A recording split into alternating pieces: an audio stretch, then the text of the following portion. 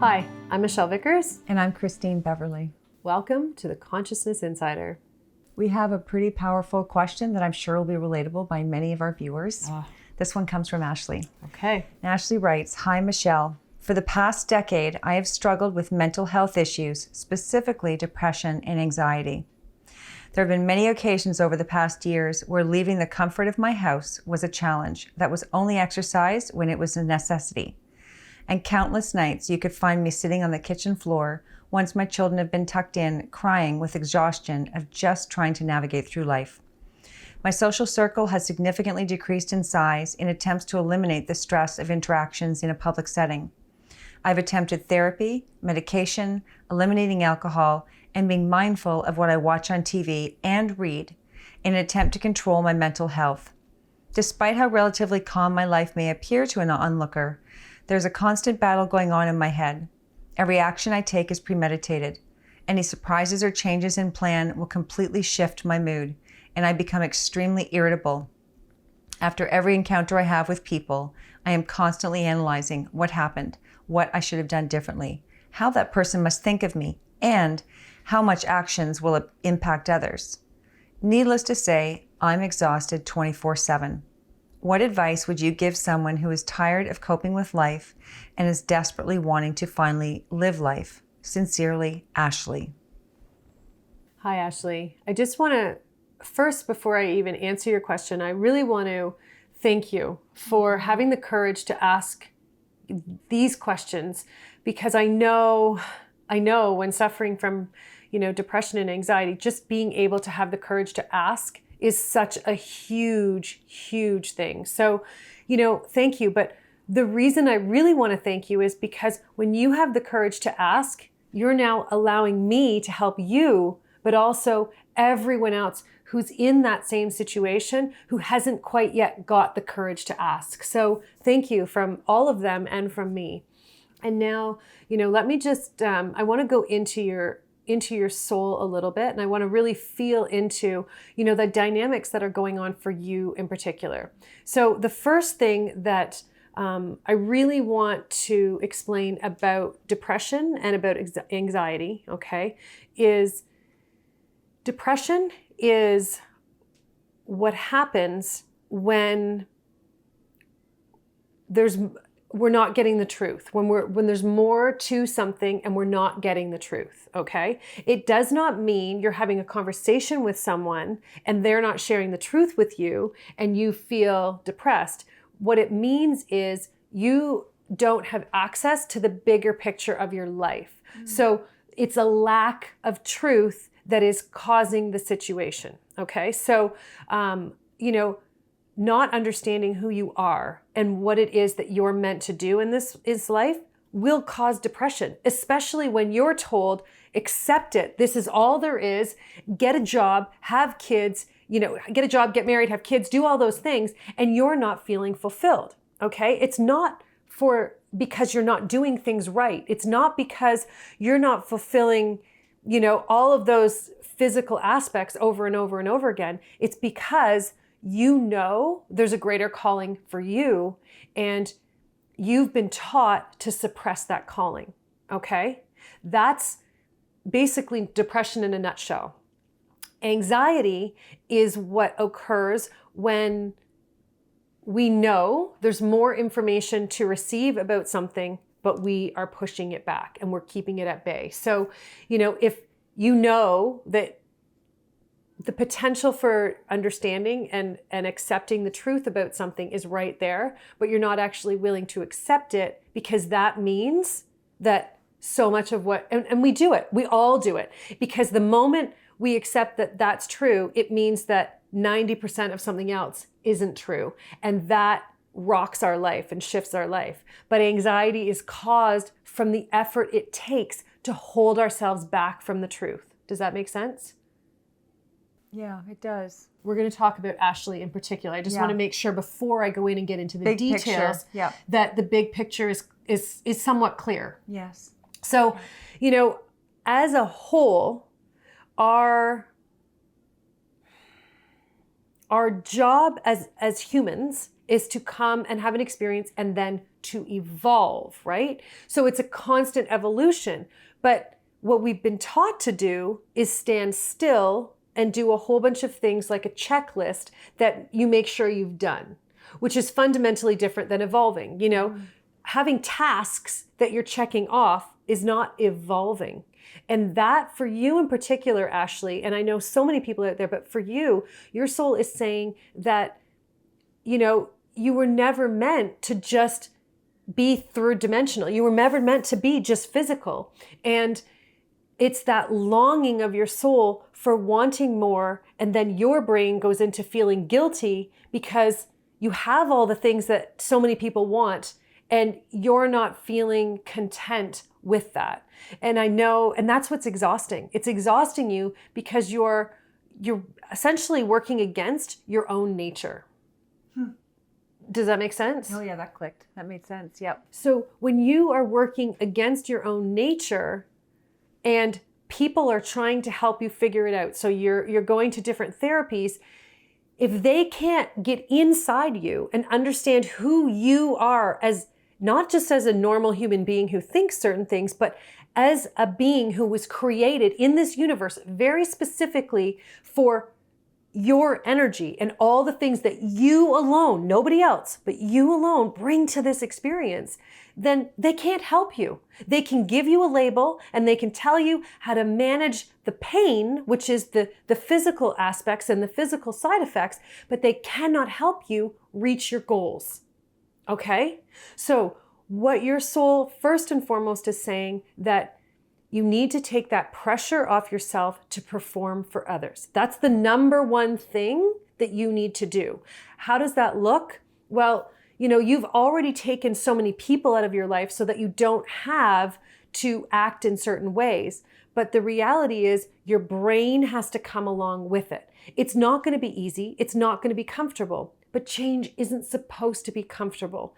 And the reality is your nature is not to be comfortable. And for you, it's creating a comfortable place so that you can stay there. And that's also going against your native or natural way to state of being. So ultimately, what we need to do is we need to get you to that place where you can be comfortable being who you are, which is being comfortable in the uncomfortable, so that you can start to allow yourself to grow and discover the things that make you happy, the things that enhance your life. And it doesn't mean it's not a lot of the things you're doing now, but what it does mean is your perspective needs to change. So right now, how you view life, and it's really cool how they're showing me, it's that for you and the way that your mind works and the way that you've been set up and trained to think, this is not your natural state, okay? I really want to be clear with that. This is how you've been taught to be. It's like little bunnies in a row, and everybody gets in line behind someone else, and you're hopping from one destination to the next. And everyone's in line. Like all I can see is the tail of the bunny in front of me, which means I have no perspective of the bigger picture. And they made sure. So when you were trained to do this, they made sure you were so focused on that thing right in front of you that you wouldn't look outside of there, that you wouldn't, get distracted, or because in your mind, looking at the bigger picture is being distracted from what is important and distracted from what others need from you and distracted from, the big picture of your goals. And the reality is your goals are in alignment with those that raised you. They're not in alignment with who you are and who you're meant to be. And that is actually what's causing your depression. Does that make sense? That makes a lot of sense. And I think what you were also saying too is to allow herself to look up and out from where she's looking right in front of her and allow herself to dream again, to wonder what she'd actually love to be doing, what would actually inspire her and fill her with passion and touch her heart. To allow herself to do that. And that's the second part. Absolutely. Oh. Yeah, no, it's perfect. You're right there. You're right in feeling the energy, which is amazing. Yeah. So the first part is about allowing yourself to recognize that what you've created in that life you've created isn't what you need. And it's when you can accept that, then you allow yourself to become comfortable in uncomfortable, right? Yeah. Because right now, and then once you accept that truth, here's the reality is you don't have to do a lot of work. All you have to do is go, oh my gosh, I get it. And then you start to look for other options, other directions.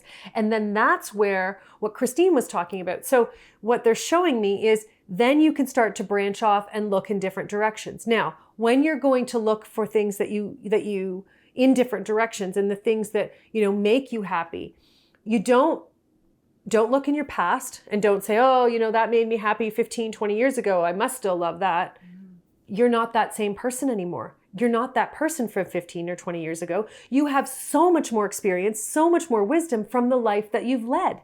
Most importantly, you have the most experience in your life about depression, about anxiety. You have intimate knowledge and firsthand experience, which is wisdom, okay, about what that experience feels like. You're the only person who can help you and tell you what's true for you and what's not true for you. So don't look into your past for what's going to make you happy today. Start to allow yourself to discover. Now, this is the part, because you've created such a safe place, it's going to be a little bit tricky because your mind isn't going to want to participate at all. And that's where your job is to not placitate, because we don't want to placitate your mind, but we want to encourage your mind and to allow yourself to really give yourself the opportunity to explore. Okay? So what they're showing for me, it's really cool. What they're showing me is, have a symbol or something, create an image that you keep on your phone screensaver, on your computer, wherever, and maybe you print off a couple and you have them around your home. But some symbol that to you, reflects exploration, because it really, the opportunity that you're being offered right now is about stepping into your future. And in order to get there, you need to explore who you are and what you're capable of. So, without me walking you through it every week, you're going to have to walk yourself through it, and you're going to have to continue to remind yourself of what it is that you're working on. And you're working on exploring what you love. Mm-hmm. Don't look to your past, look to your present. Don't think about the future and all these big goals, because I'll tell you right now, when you start to discover what it is you love, the goals that you've been working towards aren't going to look the same.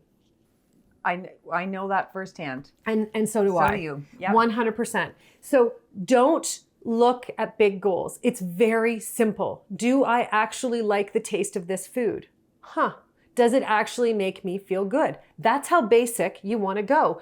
That's where exploring starts. So explore in your own controlled environment first. I got goosebumps, because that's where you need to start, in that space that you've created that is very tight, that is very simple. Do I actually like what I'm wearing? No? Okay, let's change something else. Does my body move well? Does it move properly? Does it move in a way that makes me feel strong? Okay, no. So let's explore options and opportunities to make that happen.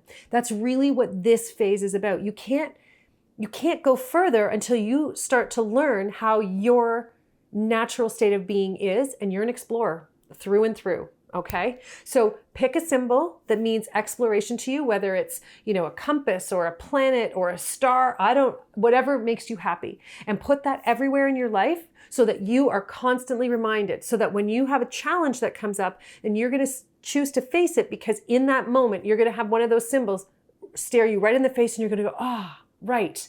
I am not, I'm not going to hide. I'm an explorer, and this is what I do naturally. And I can tell you from the depths of my soul to yours, your soul is so supportive. And the other really important thing I want you to understand is depression and anxiety are both they're symbols of the strongest possible mind.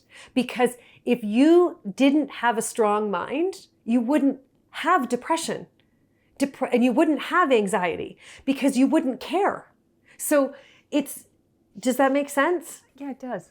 Because at the end of the day, it is a sign of the strength that your brain has. And your job is to turn that strength down and start to use your instincts a little bit more.